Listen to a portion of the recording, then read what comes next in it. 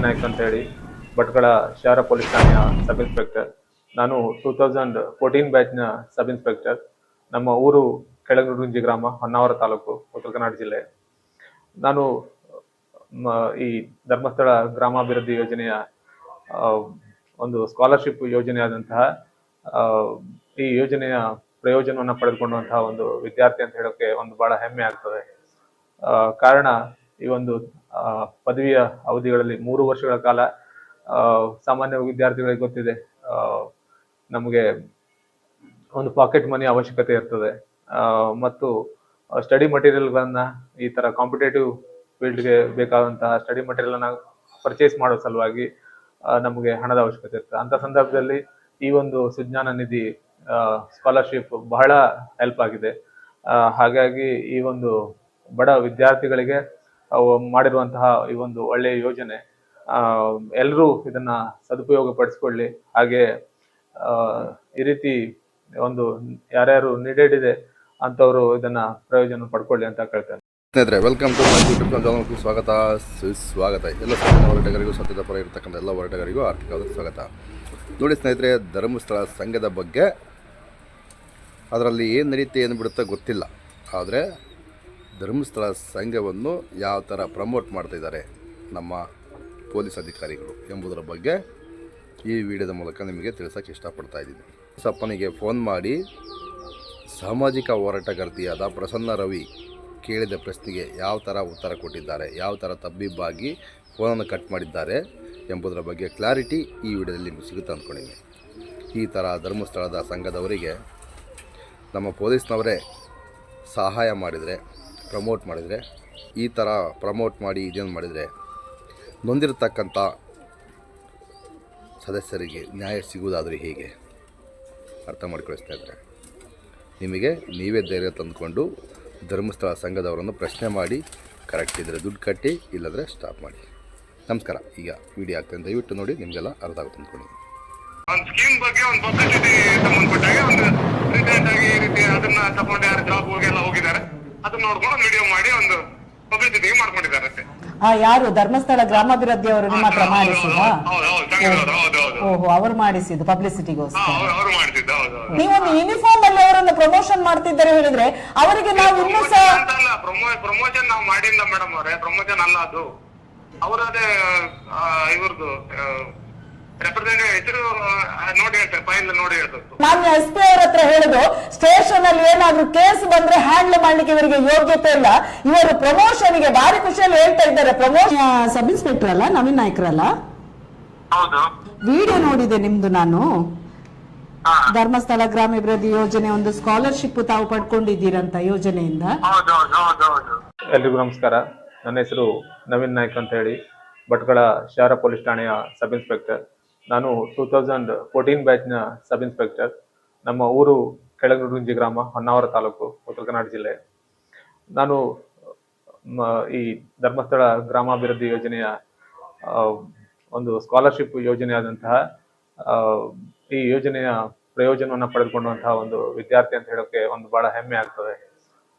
ಕಾರಣ, ಈ ಒಂದು ಪದವಿಯ ಅವಧಿಗಳಲ್ಲಿ 3 ವರ್ಷಗಳ ಕಾಲ ಸಾಮಾನ್ಯ ವಿದ್ಯಾರ್ಥಿಗಳಿಗೆ ಗೊತ್ತಿದೆ, ನಮಗೆ ಒಂದು ಪಾಕೆಟ್ ಮನಿ ಅವಶ್ಯಕತೆ ಇರ್ತದೆ. ಮತ್ತು ಸ್ಟಡಿ ಮಟೀರಿಯಲ್ಗಳನ್ನ, ಈ ತರ ಕಾಂಪಿಟೇಟಿವ್ ಫೀಲ್ಡ್ಗೆ ಬೇಕಾದಂತಹ ಸ್ಟಡಿ ಮಟೀರಿಯಲ್ ಅನ್ನ ಪರ್ಚೇಸ್ ಮಾಡೋ ಸಲುವಾಗಿ ನಮಗೆ ಹಣದ ಅವಶ್ಯಕತೆ ಇರ್ತದೆ. ಅಂತ ಸಂದರ್ಭದಲ್ಲಿ ಈ ಒಂದು ಸುಜ್ಞಾನ ನಿಧಿ ಸ್ಕಾಲರ್ಶಿಪ್ ಬಹಳ ಹೆಲ್ಪ್ ಆಗಿದೆ. ಹಾಗಾಗಿ ಈ ಒಂದು ಬಡ ವಿದ್ಯಾರ್ಥಿಗಳಿಗೆ ಮಾಡಿರುವಂತಹ ಈ ಒಂದು ಒಳ್ಳೆಯ ಯೋಜನೆ, ಎಲ್ಲರೂ ಇದನ್ನ ಸದುಪಯೋಗ ಪಡಿಸ್ಕೊಳ್ಳಿ. ಹಾಗೆ ಈ ರೀತಿ ಒಂದು ಯಾರ್ಯಾರು ನೀಡೆಡ್ ಇದೆ ಅಂತವರು ಇದನ್ನ ಪ್ರಯೋಜನ ಪಡ್ಕೊಳ್ಳಿ ಅಂತ ಕೇಳ್ತೇನೆ. ನಮಸ್ಕಾರ. ಹೇಗೆ ಸರ್ ಅದು ಹೇಗೆ ಅಪ್ಲೈ ಮಾಡುದಲ್ಲ? ಅದು ಏನು ಅಬೌವ್ 75% ಇದ್ರೆ ಅವರು ಅಲ್ಲಿ ನಿಮ್ಮ ಲೋಕಲ್ ಅವರ ಫೀಲ್ಡ್ ಅಲ್ಲಿ ಆಫೀಸರ್ ಇರ್ತಾರೆ ನೋಡಿ, ಧರ್ಮಸ್ಥಳ ಗ್ರಾಮಾಭಿವೃದ್ಧಿ ಯೋಜನೆಯಿಂದ ಅವ್ರು ಬಂದು ಅದನ್ನ ಕಲೆಕ್ಟ್ ಮಾಡ್ಕೊಂಡು ಹೋಗ್ತಾರೆ. ಇನ್ಫಾರ್ಮೇಶನ್ ಫಾರ್ಮ್ ಇರ್ತದೆ, ಅದ್ರ ಬಿಲ್ ಮಾಡಿದ್ರೆ ನೀವು ಯಾವ ಕೋರ್ಸ್ ಮಾಡ್ತಾ ಇದ್ದೀರಿ ಅದ್ರ ಬೇಸಿಸ್ ಮೇಲೆ ಕೊಡ್ತಾರೆ. ಯಾರಿಗೂ ಕೊಡ್ತಾರೆ? ಹೌದು ಅಂದ್ರೆ ಮೋರ್ ದನ್ 75% ಇರ್ಬೇಕು. ಎಷ್ಟು ಕೊಡ್ತಾರೆ ಸರ್? ಡಿಗ್ರಿ ಅಥವಾ ಯಾವ್ದಾದ್ರು ಬೇರೆ ಬೇರೆ ಕೋರ್ಸ್ ಸಂಬಂಧಪಟ್ಟಂಗೆ. ಅಲ್ಲ, ಎಷ್ಟು ಕೊಡ್ತಾರೆ ಸ್ಕಾಲರ್ಶಿಪ್? ಅವಾಗ ನಾವು ಕಲಿಯುವಾಗ 400 rupees ಇತ್ತು ಪರ್ ಮಂತ್. 400 ಮಂತ್. ಹಾ. ಎಷ್ಟು ವರ್ಷದ ಮೊದಲು ಸರ್? ನಾವು ನನಗೆ ಸಿಕ್ಕಿದ್ದು 2008, 9, 10 3 years. ಫಸ್ಟ್ ನೀವು ಅಪ್ಲೈ ಮಾಡ್ಬೇಕಂದ್ರೆ ಫಸ್ಟ್ ಎಲಿಜಿಬಿಲಿಟಿ ಏನಂದ್ರೆ ನೀವು ನಿಮ್ಮ ಫ್ಯಾಮಿಲಿಯವರು ಯಾರಾದ್ರೂ ಅದು ಅಲ್ಲಿ ಮೆಂಬರ್ಶಿಪ್ ಇರ್ಬೇಕು, ಸಂಘದಲ್ಲಿ ಇರ್ಬೇಕು. ಸಂಘದಲ್ಲಿ ಮೆಂಬರ್ ಆಗ್ಬೇಕು ಅವ್ರದ್ದು ಧರ್ಮಸ್ಥಳ ಇರ್ಬೇಕು. ಹೌದು, ಯಾರಾದ್ರೂ ಯಾರಿದ್ರು ಯಾರೊಬ್ರು ರೆಪ್ರೆಸೆಂಟೇಟಿವ್ ಸಂಘದಲ್ಲಿ ಇರ್ಬೇಕು. ಆಮೇಲೆ ನಿಮ್ಗೆ ಅವ್ರ ರೆಪ್ರೆಸೆಂಟೇಟಿವ್ ಇರ್ತಾರಲ್ಲ, ಅವರು ನಿಮ್ಗೆ ಒಂದು ಅಪ್ಲಿಕೇಶನ್ ಫಾರ್ಮ್ ಕೊಡ್ತಾರೆ. ಅದನ್ನ ಫಿಲ್ ಮಾಡಿ ಕೊಟ್ರಾಯ್ತು. ನಿಮ್ದು ಎಲಿಜಿಬಿಲಿಟಿ ಅಂದ್ರೆ ಅವರು PUC ಅಲ್ಲಿ ಅಥವಾ ಯಾವ್ದಾದ್ರು ನಿಮ್ಮ ಪರ್ಟಿಕ್ಯುಲರ್ ಕೋರ್ಸ್ ಮಾಡುವಾಗ ಅವ್ರು 75% ಆಗಿರ್ಬೇಕು. ಅದೇ ಸಪೋಸ್ ಡಿಗ್ರಿ ಅಥವಾ PU ನೀವು ಪ್ರೊಫೆಷನಲ್ ಕೋರ್ಸ್ ಮಾಡೋದಿದ್ರೆ ಸಪರೇಟ್ ಆಗಿ ಮೆಡಿಕಲ್ ಅಥವಾ ಇಂಜಿನಿಯರಿಂಗ್ ಇದ್ರೆ, ಅಥವಾ ರೆಗ್ಯುಲರ್ ಇದ್ರೆ ರೆಗ್ಯುಲರ್ ಡಿಗ್ರಿಗೆ ಸಂಬಂಧಪಟ್ಟಂಗೆ ಸರ್ಟಿಫಿಕೇಟ್ ಗಳನ್ನ ಅದಕ್ಕೆ ಅಟ್ಯಾಚ್ಮೆಂಟ್ ಮಾಡಿ ಕೊಟ್ರಾಯ್ತು. ನಿಮ್ಗೆ ಎವ್ರಿ ಇಯರ್ ಸಂಖ್ಯೆ ಮಾಡ್ತಾರೆ. ಎವ್ರಿ ಇಯರ್ ಅಥವಾ ಮಂತ್ಲಿ ಪರ್ ಮಂತ್ ಕೂಡ ನೀವು ಮಾಡ್ಕೋಬಹುದು. ಇಯರ್ ವೈಸ್ ಬೇಕು ತಗೋಬಹುದು, ಹೆಂಗ್ ಬೇಕು ಮಾಡ್ಕೋಬಹುದು. ಪರ್ ಮಂತ್ ಆದ್ರೆ ಎಷ್ಟು ಕೊಡ್ತಾರೆ ಸರ್? 400 ಕೊಡ್ತಿದ್ರು ಅವಾಗ. 2008 ಅಲ್ಲಿ ನಾನು ತಗೊಂಡದ್ದು. 2008 ಅಲ್ಲಿ 8, 9, 10 3 years ನನಗೆ ಬಂದಿತ್ತು. 400 rupees ಪರ್ ಮಂತ್. ಇವಾಗ ಎಷ್ಟು ಕೊಡ್ತಾರೆ ಸರ್? ಈಗ ಎಷ್ಟು ಕೊಡ್ತಾರೆ ಐಡಿಯಾ ಇಲ್ಲ. ಇವಾಗ ಐಡಿಯಾ ಇಲ್ಲ, ಯಾಕಂದ್ರೆ ನಮ್ಮ ಅಮ್ಮನೂ ಕೂಡ ಈ ಸಂಘದಲ್ಲಿ ಇಲ್ಲ, ಮತ್ತೆ ಯಾರು ಅದ್ರ ಬಗ್ಗೆ ಲಕ್ಷಣ ಕೊಟ್ಟಿಲ್ಲ. ಇದು ವಿಡಿಯೋ ಯಾವಾಗ ನೀವು ಮಾಡಿದ್ದು? ಮೊದಲು ಮಾಡಿದ ವಿಡಿಯೋವಾ? ಯಾವ್ದು ಇದು? ಈಗ ಅಂದ್ರೆ ಒಂದು ಸ್ಕೀಮ್ ಬಗ್ಗೆ ಒಂದು ಪಬ್ಲಿಸಿಟಿ ಸಂಬಂಧಪಟ್ಟಾಗೆ ಒಂದು ರೀಸೆಂಟ್ ಆಗಿ ಈ ರೀತಿ ಅದನ್ನ ತಗೊಂಡು ಯಾರು ಜಾಬ್ ಎಲ್ಲ ಹೋಗಿದ್ದಾರೆ ಅದನ್ನ ನೋಡ್ಕೊಂಡು ಒಂದು ವಿಡಿಯೋ ಮಾಡಿ ಒಂದು ಪಬ್ಲಿಸಿಟಿ ಮಾಡ್ಕೊಂಡಿದ್ದಾರೆ. ಯಾರು ಧರ್ಮಸ್ಥಳ ಗ್ರಾಮಾಭಿವೃದ್ಧಿ ಅವರು ನಿಮ್ಮ ಹತ್ರ ಮಾಡಿಸಿದ? ಓಹೋ, ಅವರು ಮಾಡಿಸಿದ್ದು ಪಬ್ಲಿಸಿಟಿಗೋಸ್ಕರ. ಅವರು ಮಾಡಿಸಿದ್ದು. ಹೌದು. ಅಂದ್ರೆ ನಮ್ಮ ಈ ರೀತಿ ಒಂದು ಸ್ಕಾಲರ್ಶಿಪ್ ಈ ರೀತಿ ಕೂಡ ಹೆಲ್ಪ್ ಆಗ್ತದೆ ಅಂತ ಹೇಳಿ ಒಂದು ಅವ್ರಿಗೆ ಒಂದು ಅಡ್ವರ್ಟೈಸ್ಮೆಂಟ್ ಬೇಕಷ್ಟೇ. ಅವರ ಅಡ್ವರ್ಟೈಸ್ಮೆಂಟ್ ಗೆ ನೀವು ಪ್ರಮೋಷನ್ ಮಾಡಿದ ಅವರ ಅಡ್ವರ್ಟೈಸ್ಮೆಂಟ್. ಹಾಗೆ ಅಲ್ಲ ಸರ್, ನಾನ್ ಕೇಳುದು ಈಗ ಬೇರೆ ಯಾವ್ದು ಅಡ್ವರ್ಟೈಸ್ಮೆಂಟ್ ಇದ್ರು ನೀವು ಸ್ಟೇಷನ್ ಅಲ್ಲಿ ಪ್ರಮೋಷನ್ ಮಾಡ್ತೀರಾ?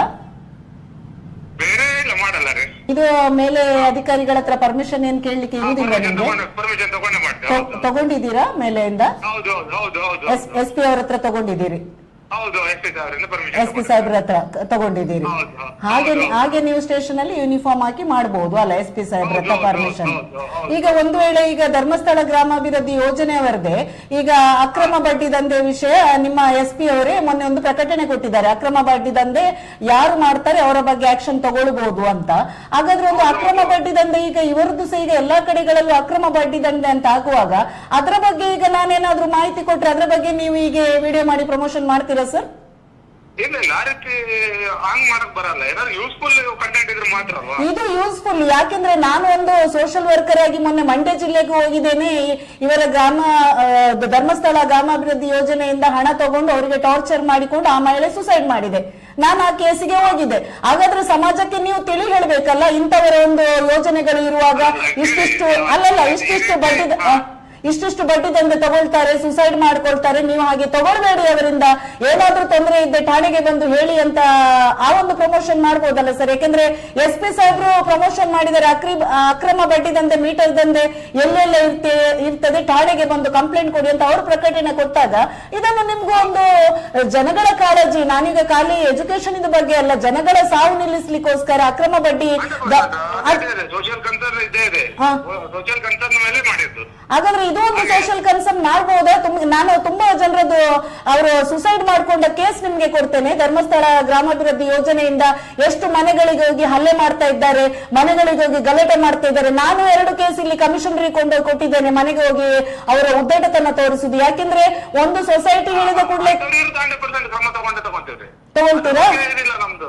ಅಲ್ಲ, ನಾನು ಅದನ್ನೇ ಕೇಳುದು. ಒಂದು ವೇಳೆ ನಿಮ್ಮಲ್ಲಿ ಈಗ ಅಕ್ರಮ ಬಡ್ಡಿ ದಂಡೆ ಧರ್ಮಸ್ಥಳ ಗ್ರಾಮಾಭಿವೃದ್ಧಿ ಯೋಜನೆದು ಬಂದ್ರೆ ಈ ರೀತಿ ಅದೇ ಹೇಳ್ದಲ್ಲ, ಮನಿ ಲಾಂಡರಿಂಗ್ ಸಂಬಂಧಪಟ್ಟಂಗೆ ಇಲ್ಲಿಗಲ್ ಮನಿ ಲಾಂಡರಿಂಗ್ ಇತ್ತು ಅಂದ್ರೆ ಅದು ಸಂಬಂಧಪಟ್ಟ ಹಾಗೆ ಕ್ರಮ ತಗೊಂತೇವೆ. ಅದ್ರ ಬಗ್ಗೆ ನಮ್ದು ವಿಷಯನೇ ಇಲ್ಲ.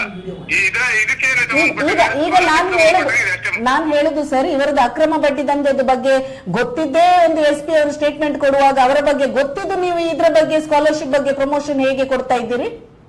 ಪ್ರಮೋಷನ್ ಕೊಟ್ಟಿದ್ದಲ್ಲ ಮೇಡಮ್ ಅವರೇ, ಪ್ರಮೋಷನ್ ಅಲ್ಲ ಸ್ಕಾಲರ್ಶಿಪ್ ಬಗ್ಗೆ ಈ ತರ ವಿದ್ಯಾರ್ಥಿಗಳು ಇದೆ ಅಂತ ಹೇಳಿ ಒಂದು ಹೇಳಿದ್ದಷ್ಟೇ. ಸರಿ, ನಾನು ಒಂದು ಹೇಳ್ತೇನೆ ಸರ್, ಪ್ರಮೋಷನ್ ಇಲ್ಲ, ಸ್ಕಾಲರ್ಶಿಪ್ ಕೊಡುವವರು ತುಂಬಾ ಸಂಸ್ಥೆಗಳು ಉಂಟು ಸರ್. ನಾನೇ ನಿಮ್ಗೆ ಲಿಸ್ಟ್ ಕೊಡ್ತೇನೆ, ಎಲ್ಲರದ್ದು ನೀವೊಂದು ಪ್ರಮೋಷನ್ ಮಾಡ್ಬೇಕು.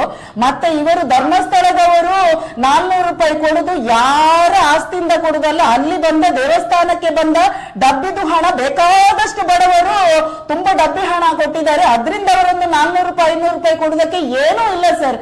ನಿಮ್ಗೆ ತುಂಬಾ ಜನ ಸೊಸೈಟಿಯವರು ತುಂಬಾ ಇದು ಸ್ಕಾಲರ್ಶಿಪ್ ಕೊಡುವವರು ಇದ್ದಾರೆ, ಅದರ ಬಗ್ಗೆ ಸಹ ಹೇಳ್ಬೇಕು. ಯಾಕಂದ್ರೆ ನೀವೊಂದು ಪೊಲೀಸ್ ಅಧಿಕಾರಿಯಾಗಿ ಧರ್ಮಸ್ಥಳ ಗ್ರಾಮಾಭಿವೃದ್ಧಿ ಯೋಜನೆಯಿಂದ ಯಾವ ರೀತಿ ಅವರು ಬಡ್ಡಿ ದಂಧೆ ಮಾಡ್ತಾರೆ ಹೇಳಿ ಇಡೀ ಎಲ್ಲಾ ಕಡೆಯಲ್ಲಿ ಈಗ ಗೊತ್ತುಂಟು. ಹಾಗೆ ನಿಮ್ಗೆ ಅದು ತಿಳಿಲಿಲ್ವಾ ಸರ್?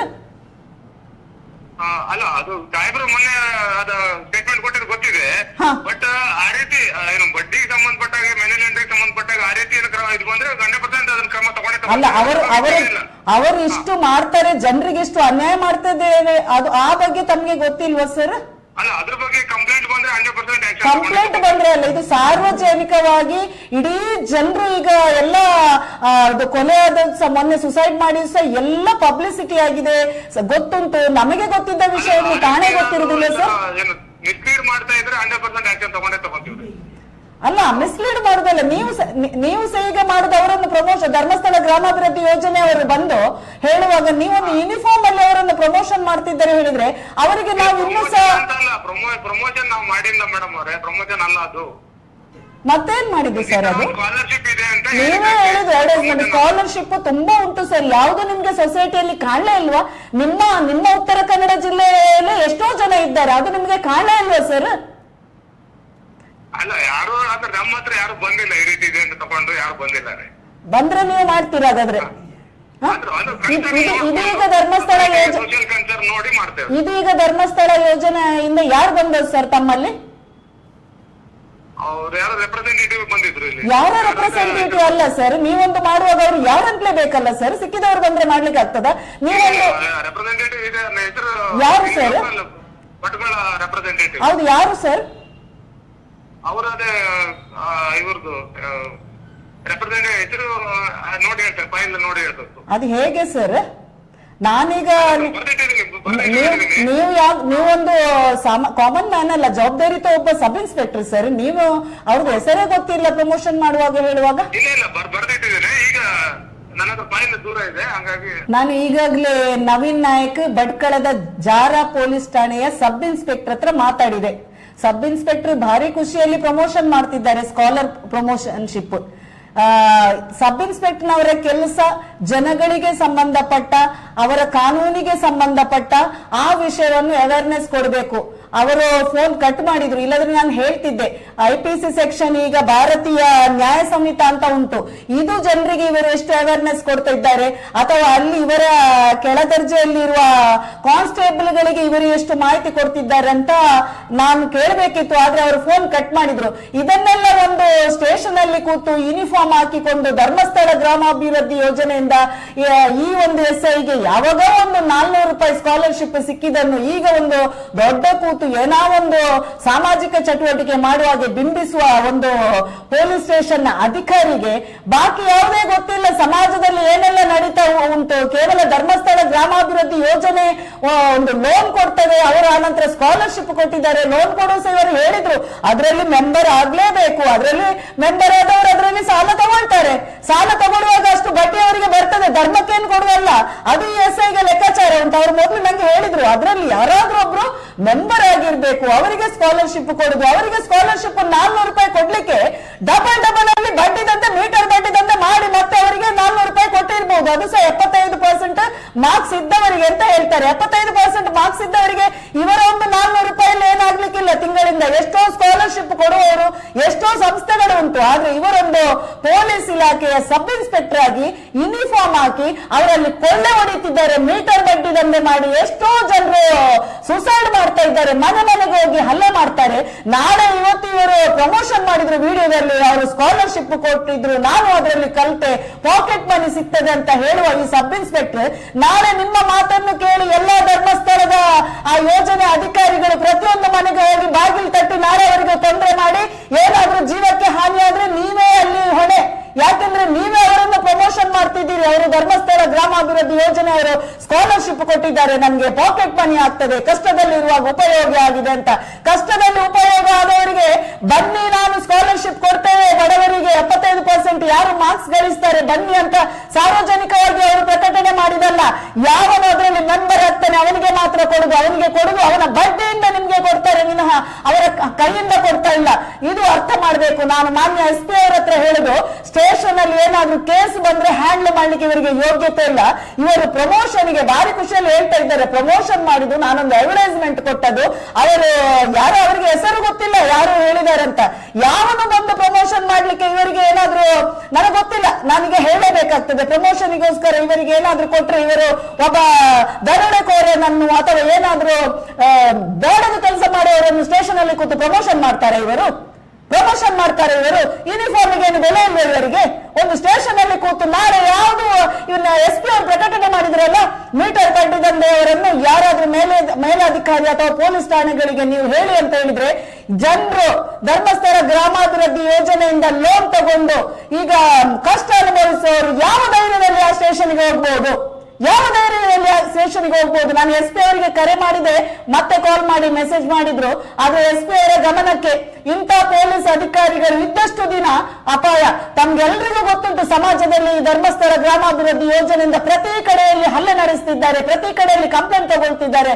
ಎಲ್ಲರೂ ಕೆಲವರು ಹೇಳ್ತಾ ಇದ್ದಾರೆ ಅಧಿಕಾರಿಗಳು ಮೀಟರ್ ಬಡ್ಡಿದಿಂದ ನಿಲ್ಬೇಕು. ಮೊನ್ನೆ ಮಂಡ್ಯದಲ್ಲಿ ಹೋದಾಗ ಅಲ್ಲಿ ಒಂದು ಸ್ಟೇಷನ್ SI ಒಳ್ಳೆ ರೀತಿಯಲ್ಲಿ ಆ ಕೇಸನ್ನು ಹ್ಯಾಂಡಲ್ ಮಾಡಿಕೊಂಡು FIR ಹಾಕಿದ್ದಾರೆ ಅವರ ಮೇಲೆ.